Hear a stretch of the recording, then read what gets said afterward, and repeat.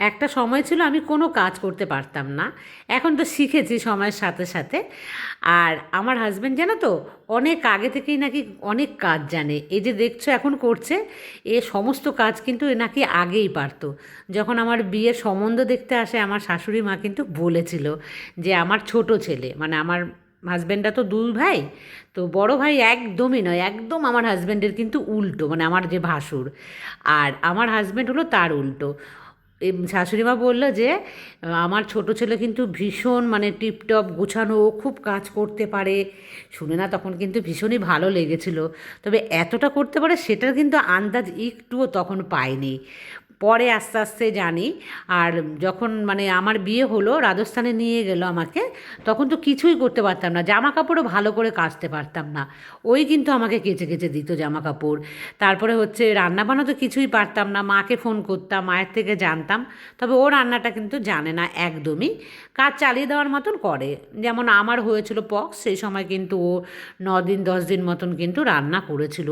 আবার রান্নার সাথে সাথে কিন্তু জামা কাপড় কাচা ধোয়া, আর পক্সের রুগীকে প্রত্যেক দিন বেডশিট তুলে সেগুলোকে কেচে শুকিয়ে আবার আমাকে দিত। আবার আমার পক্স হয়েছে বলে যখন বলতাম যে তুমি আলাদা ঘরে শো, সে কিন্তু শোবে না, সে বলেছে না, রুগীর সাথে থাকতে হবে, রুগী যদি অসুস্থ হয়ে পড়ে তাহলে তো রুগী আমাকে ডাকতে পারবে না। সেজন্য কিন্তু সে আমার ঘরেই শুতো, জানো তো, একটুও ভয় পেত না যে ওর হয়ে যাবে। আমি কিন্তু ভীষণ ভয় পেতাম, যদি ওর হয়ে যায় তাহলে কে করবে। আর আমার পক্স হওয়ার আগে কিন্তু মেয়ের হয়েছে, মেয়ে পক্স হয়ে মানে মানে একদম স্নান টান করে উঠলো, তার পরের পরের দিন থেকে কিন্তু আবার আমার হলো। তখন আমার হাজব্যান্ড কিন্তু ভীষণ কেয়ার করেছিল মেয়ের, আমার। আর কি জানো তো, ওই যে পক্সটা হলো না, তার আগে হোমিওপ্যাথিক ওষুধ এনে খেয়েছিলাম, কারণ আমার না বডি ইমিউনিটি পাওয়ারটা খুবই কম। ওর হয়েছে মানে আমার হবেই হবে, কনফার্ম ছিলাম। তো মেডিসিন এনে কিন্তু আমি আমার হাজব্যান্ড দুজনাই খেয়েছিলাম, কিন্তু আমার কিন্তু কাজে লাগলোই না, আমার ঠিক হয়ে গেল। তবে আমার হাজব্যান্ডের হয়নি, ও বলেছিল ওর ছোটোবেলায় নাকি একবার হয়েছিল, সেই কারণে নাকি ও আমাকে বারবারই বলছিল যে হবে না। তো হয় কিন্তু বন্ধুরা, একবার হলে যে হবে না তার কিন্তু নয়, আমি অনেকেরই আবার দেখেছি হয়েছে। এই দেখো ফ্রিজটাকে সরানো হয়েছে, ফ্রিজটা বিশাল বড়। আমি না ঠিক করে ভিডিওটা নিতে পারিনি, তাই তোমাদের বোঝাতে পারলাম না। ফ্রিজের পেছনটা দেখো, যে এই যে নিচের পোর্শনে কিন্তু সব মেশিনপত্র লাগানো আছে। এটা তো নাড়ানো যায় না, তার জন্য কিন্তু দেখো এটাকে পরিষ্কারও করতে পারি না, কীরকম নোংরা ভেতরটার মধ্যে হয়েছে। ওর বাবা কিন্তু কাপড় দিয়ে মুছে মুছে দিল। যাই হোক, তারপর ঘর ঝাড় দিয়ে ঘর মুছেও দিয়েছে। আমি তখন নিচে গিয়েছিলাম, হেনা এসেছিল, তাই আর তোমাদের সাথে শেয়ার করতে পারিনি। আর 1 কাপ চা এত লেটে আমি কিন্তু ওকে আজকে দিচ্ছি। এখন কিন্তু প্রায় কটা বাজে, 9:30টার কাছাকাছি বেজে গেছে। সকাল থেকে ওই কাজগুলো করতে করতে দেরি হয়ে গেছিলো না, সেই কারণে।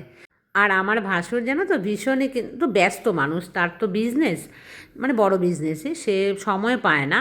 তারপরে কি বলো তো, সে কিন্তু আমার হাজব্যান্ডের মতো না। আমার যা কী করে বলো তো, তার মানে গা থেকে জামা কাপড় খুলে নিয়ে কাচতে হবে, এরকম একটা ব্যাপার, মানে তার সময় নেই। তার যদি গা জামা কাপড় একটু কালো হয়ে যায় তাতেও কোনো সমস্যা নেই, বিজনেস তো, সে তার কাজে বেরিয়ে পড়ে।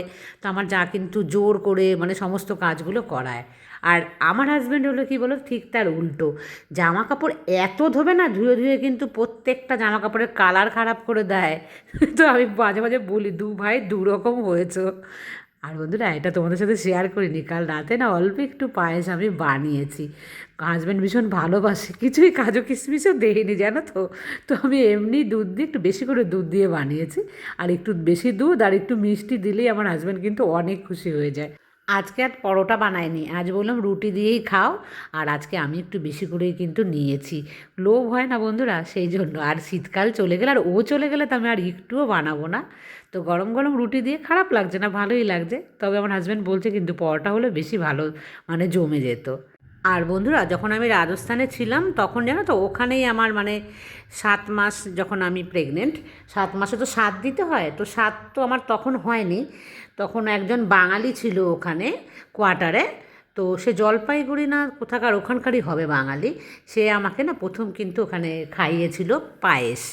তো পায়েস মানে স্বাদে যদি পায়েস না খায় তাহলে নাকি আর পায়েস খাওয়া যায় না, এই নিয়মটা কি সত্যি আছে?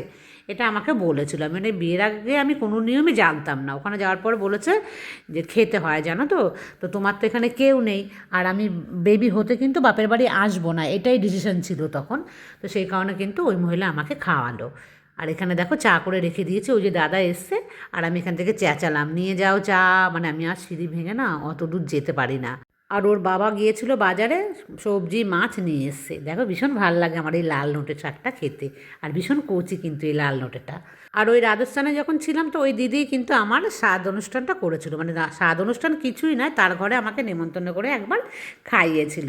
তো ওই পায়েস ছিল, আর ওই মাছ মাংস মনে হয়, আর সবজি ভাত এরকমই ছিল, খুব বেশি আয়োজন না। সে আমাকে যাই হোক নেমন্তন্ন করে আমাকে আর আমার হাজব্যান্ডকে খাইয়েছিল। আর কি বলো তো, আমার না তখন একদম বাসনপত্র কিচ্ছু ছিল না, যখন আমি কোয়ার্টারে ছিলাম। একদম কম বয়সে তো, অত কিছু নিয়েও যেতাম না এখান থেকে। আর আমার হাজব্যান্ড বকতো আমাকে ভীষণ, নিতে হবে না এত জিনিস, আবার কদিন পরে পোস্টিং হবে, তখন কোথায় নিয়ে যাব, ওগুলো নিয়ে যাওয়া খুব অসুবিধে। তো এই সমস্ত ভেবে কিন্তু একদমই নিইনি। তবে পরে যখন আমার মেয়ে হয়ে গেল, তার পরের বার যখন গেলাম তখন কিন্তু আমি কিছু বাসনপত্র নিয়ে গেছিলাম, বা ওখানে গিয়ে আমি কিনেওছিলাম। তখন আর বড়ের কথা কিন্তু আমি শুনিনি, তখন লাগতোও না ছোটো বাচ্চা থাকাতে। আর এটা কী বলো তো, ছোটো মৌরলা মাছ, মানে একটু বেশিই ছোটো। তো আমার হাজব্যান্ড বললো একটু বড় ছিল, আমি আনিনি, ওটা যেন কেমন লাগছে দেখতে, তো একটু ছোটোটাই এনেছি। আমি বললাম আচ্ছা ঠিক আছে। তবে এখন অনেকটা বেলা হয়ে গেছে না বন্ধুরা, কটা বাজে বলো তো, এখন 12টা বাজে, মানে 12টার জল আমি এসেছি। সকালের খাওয়া দাওয়া দেরি হয়ে গেছে, তারপরে আমার হাজব্যান্ড বাজারে গেছে পরে কিন্তু এসছিল ওই দাদা রং করতে, তো ওখানে আমি নিচে গিয়ে বসেছিলাম জানো তো অনেকক্ষণ, কারণ কেউ নেই। আমার হাজব্যান্ড তো 1 ঘন্টা পরে বাজার থেকে আসলো, সে কারণে আমাকে ওখানে বসে থাকতে হয়েছিল। যাই হোক বন্ধুরা, তারপরেই আসলাম রান্না বান্নাতে। আর মেয়ে ছোট ছিল তো তখন রাজস্থানে, প্রচুর খেলনা বাটি অনেক কিছু তো তার লাগতো, মানে এত ডল, মানে অনেক অনেক পেটি পেটি করে ভরে ভরে রাখতাম। তখন তো কিছু রাখার জায়গাও থাকতো না, ছড়িয়ে ছিটিয়ে রাখতো, আর আমি না অত ভালো গুছিয়ে রাখতে পারতাম না। ওর জন্য জানো না আমাকে কত কত যে বকা দিতে হয়েছে। এই ভালো মানুষটা দেখতে পাও, এই ভালো মানুষটা কিন্তু আমাকে খুব বকতো। আর আমারও তো তখন বয়স কম ছিল না, আমিও তাল সামলাতে পারতাম না, মানে বাচ্চা মেয়ে নিয়ে। তারপর আমার মেয়ে জানো তো সারা রাত ঘুমোতো না, আমাকে একদম পুরো জেগে থাকতে হতো। আবার সকালবেলা উঠলেই তো রান্না বান্না, সংসারের কাজকর্ম, আমি কিচ্ছু সামলাতে পারতাম না, আমার চোখ জ্বালা করতো ঘুম থেকে উঠলে, আমার তো ঘুমই হতো না। মেয়ে ভোরবেলার দিকে মনে হয় 8 ঘন্টা ঘুমোতো, মানে 30 মিনিট, ওই 30 মিনিট ঘুমালে কি আর আমার রেস্ট হয় বলো? আমি কী অবস্থা হয়ে গেছিলো শরীরের। আর এই দেখো 5 মেচের একটা সবজি মতো করলাম, বাঁধাকপিও দিয়ে দিয়েছি ওর মধ্যে কুচিয়ে, আর আলু শিম দিয়ে ওই রুই মাছের ঝোলটা আমি করেছি। আর কথা বলি, একটা বড়ির ভাজা করেছিলাম, মানে ভাজতে গিয়ে দুটো বড়ি গিয়ে এত পুড়িয়ে ফেলেছে সেটা আর দেওয়া যাবে না, তো সেই জন্য কিন্তু আমি বড়ি দেইনি। তো যাই হোক, বড়ি ছাড়াই করেছি, ধনে পাতাও নেই, আর মনেও থাকে না হাজব্যান্ডকে বলতে। এর আগে অনেকবার ধনে পাতা এনেছিল, সেই ধনে পাতা সবই কিন্তু আমার নষ্ট হয়ে গেছে, সেই জন্য আর আনছি না। আর এটার কভারটা দেখো, এটা আমার বালাপোষ, সেটা আমি গায়ে দিই। আমার বর বলতে ফেলে দাও ছুঁড়ে, মানে এর কভারটা কিন্তু ধুয়ে দিয়েছে হাজব্যান্ড চাঁদে, তো এটাকে তো আর গায়ে দেওয়া যাবে না, এটাকে এখন আমি সরিয়ে রেখে ওই কম্বলটাই কিন্তু গায়ে দেবো। এই যে আমি তাল সামলাতে পারতাম না, এই কথাটা বলতে গিয়ে তো সঞ্চিতার কথা আমার বারবারই মনে পড়ে। ও আমাকে বলে যে সোনামা, আমি তাল সামলাতে পারি না ওর মেয়েকে নিয়ে, ও খুব কম বয়স। তো আমার কিন্তু এটাই মনে পড়ে সব সময়। আর সঞ্চিতার মেয়ে মিষ্টি, ওর নাম। মিষ্টির কিন্তু জ্বর এসছে, তো মিষ্টি কেমন আছে, মিষ্টির শরীর কেমন আছে? মিষ্টি শোনা, তোমাকে আমি অনেক মিস করছি। আর ওর মেয়ে ভীষণ মিষ্টি, আর কথাগুলো তো এত মিষ্টি যে এত ভালো লাগে। তো মিষ্টি শোনা, আমি তোমাকে অনেক মিস করছি, আর তুমি তাড়াতাড়ি সুস্থ হয়ে যাও। তোমার কাশি হয়েছে, জ্বর হয়েছে, তো তুমি কিন্তু মায়ের কথা সমস্ত শুনবে, আর ঠান্ডা জিনিস একদম খাবে না, পায়ে মোজা পরে থাকবে, গায়ে সোয়েটার দেবে, আর আমাকে কমেন্টস করবে তোমার শরীর এখন কেমন আছে। মিষ্টি সোনা আর মিষ্টি সোনার মাকে অনেক অনেক ভালোবাসা আর খুব খুব আদর। আর এখন কিন্তু সন্ধে পুজো দেওয়ার পর এসছি, সবজিগুলোকে এখন আমি ভিজিয়ে রাখলাম, সময় পাইনি একদমই, আর ইচ্ছেও করছিল না। দুপুরবেলা খাওয়া দাওয়ার পর তো কোনো দিন ইচ্ছে করে না, তো এখন গুছিয়ে রাখি। দেখো বন্ধুরা, বাড়ি একটা করলেই হয় না, সকালবেলা দেখেছো একটা যুদ্ধ চলে তো তখন পরিষ্কার করার। আর হাজব্যান্ড আছে না, এই সুযোগে কিন্তু ওপর দিকটা আমি করিয়ে নিই, ওপরটা আমি পারি না তোমরা জানো, তো সেই কারণে যখন আসে তখনই কিন্তু করাই, মানে 2-3 মাস পর পরই। কারণ বাড়ি বানালেই হবে না, তাকে তো মেনটেনও করতে হবে, তো এইভাবে কিন্তু আমি মেনটেন করছি আমার বাড়িটাকে। তো এখনও আছে, আর ওপরতলাটা তো তোমরা দেখতেই পাও যে এখনও ভালোই কালার আছে। তো নিচতলাটাকে তো সদ্য করলাম, আর নিচতলাটা দেখে নতুন লাগছে কি না, আমার বাড়িটা মনে হয় বানিয়েছে এই বছর, এরকম কি লাগছে বন্ধুরা জানিও কিন্তু। আর বন্ধুরা, রাজস্থান থেকেই কিন্তু আমার এই ঠান্ডা সর্দিটা যেটা লেগেছে সেটা ওখানে গিয়েই হয়েছে। তোমাদের বলেছি বারবার স্নান করা, ভেজা গায়ে থাকা, মানে গায়ে জল ঢালা বারবার, ওটা করলে কিন্তু অতিরিক্ত আবার ঠান্ডা লেগে যায়। আর আমার ওখান থেকেই আমি অনেকবার স্নান করতাম। আর প্রেগনেন্ট ছিলাম তো, সেই সময় দেখবে প্রেগনেন্ট মহিলাদের এমনিই গরম লাগে। আর তার উপরে রাজস্থানের হচ্ছে, আমাদের তো ইটগুলো কি হয় মাটির না, ওগুলো কিন্তু ইট নয়, পাথরের তৈরি দেয়াল। পাথর দেখবে খুব মানে তাড়াতাড়ি গরম হয়ে যায়।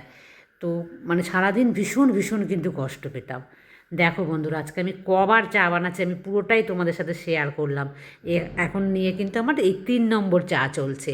মানে সে আমাকে কি বলে জানো, বলে কি আমার তো চোখটা খুললেই তো আর তোমাকে দেখলেই আমার চায়ের কথা মনে পড়ে যায়।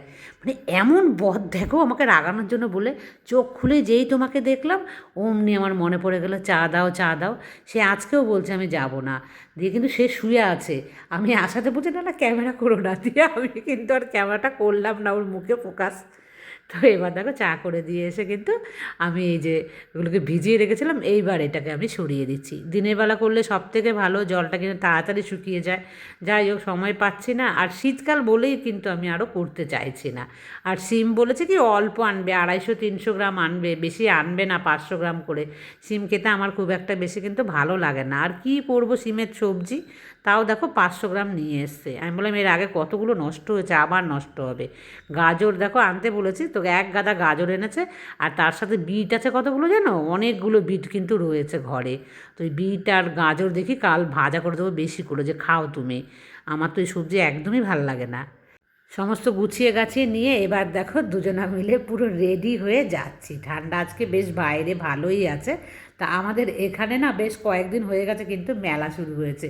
তো হস্তশিল্প মেলা যাওয়ার আমার খুব শখ ছিল, কবে যে নভেম্বর মাসে নাকি হয়ে গেছে জানি না, আমাকে একজনা বললো যে হয়ে গেছে নভেম্বর মাসে। তো যাই হোক, এখানে শুরু হচ্ছে সৃষ্টিশ্রী মেলা। তো এই মেলাটা আগের বছরও হয়েছিল, সরকারি মেলা কিন্তু এটা, মাননীয় মুখ্যমন্ত্রীর যে অনুপ্রেরণায় এই মেলা। তো চলো বন্ধুরা, এক ঝলকই দেখাবো, বেশি তোমাদের একদমই আমি দেখাবো না, কারণ এই মেলা তোমাদের ওখানে সববারই কিন্তু হয়। তবে আমি যেটা কিনতে এসেছি, যদি সেটা পাই তো আমি সেটা নেব। আর মানে এই মেলাটা আগের বার তো অনেক বড় হয়েছিল, এই বছর দেখলাম পুচকি এক মানে অল্প একটু জায়গার মধ্যে হলো, মানে 4 ভাগের 1 ভাগ অংশে কিন্তু মেলাটা বসেছে। তবে এখানে তোমাদের একটা জিনিস দেখাবো, এটা না আমার খুব শখ, কিন্তু আমার হাজব্যান্ড কিনে কিছুতেই দেবে না, আমি জানি। এই দেখো চলো দেখাই। এই যে এই টেবিলগুলো আমার এত শখ না, দেখে খুব ভাল লাগছিলো, যে গোল গোল নিচে, কিন্তু দেবে না, কিছুতেই দেবে না, বলছে না ঘর নোংরা করতে আমি দেবো না। কোথায় রাখবে, রাখার জায়গা নেই, কিছু নেই। আমি অবশ্য বলিও নি, জোরও করিনি। তবে এই টেবিল ল্যাম্পগুলো দেখতে কি ভালো লাগছে না, কোথায় রাখবো কী রাখবো যেন নেইনি কিচ্ছু। বললাম না। আর এগুলো কি বিচ্ছিরি বিচ্ছিরি দাম বলছি যেন, 800, 1000, ওই ছোটো ছোটো টবগুলো দেখে। তো সেই কারণে কিন্তু আমি আর কিচ্ছুই নিইনি। দেখতে ভাল লাগছিলো, আর মেলাতে এসে কিছু খাই অবধি নেই। এই দিকটাতে প্রচুর খাবার কিন্তু স্টল বসেছে। কি খাবো বন্ধুরা, আমার তো মানে পেট পাতে, তোমাদের বলেছে ওর বাবা বোধহয় কিচ্ছু খাবো না। এর আগের বার এসে পিঠেপুলি খেয়েছিলাম এখানে। তো সেই পিঠেপুলি এখানে যে কী জঘন্য বানায়, মানে কোনো কিন্তু পিঠেপুলিগুলোর টেস্ট নেই, এর থেকে আমরা বাড়িতে বানালে কিন্তু অনেক বেশি টেস্টি হয়। আর আমার হাজব্যান্ড বলছে কিচ্ছু খাবো না, চলো চলো চলো তাড়াতাড়ি বাড়ি চলো। আমি বললাম ঠিক আছে চলো। দুটো একটা জিনিস যেটা মানে ভাবলাম যে কিনবো, কিছুই কিন্তু মানে ওঠেনি, কেমন মেলা আমি বুঝেই পেলাম না, যে সেই জুটের জিনিসগুলো কিছু কিনতে গিয়েছিলাম কিন্তু কিন্তু পাইনি বন্ধুরা। তবে একটা জিনিস আমি কিনেছি, সেটা আমি তোমাদের সাথে পরে শেয়ার করব। মানে আরও 2-1 বার যাবো কিন্তু এই মেলাতে, একটা জিনিস পছন্দ হয়েছিল, আমার হাজব্যান্ড আর নিল না। তো বললো যে পরের বার নেব আর কি, যদি আবার যাই কাল পরশু তখন নেব। তো একসাথেই দেখাবো আজকে কী এনেছি। আর এখন এসে ভাত করলাম, আর দুপুরের সবজি তো যা ছিল সেটাই এখন মানে সেটা দিয়েই খাবো। তো আমি আর ব্লগটাকে কন্টিনিউ করছি না, আজকের মতন এই পর্যন্তই রাখছি, আবার দেখা হবে নেক্সট ব্লগে। টাটা।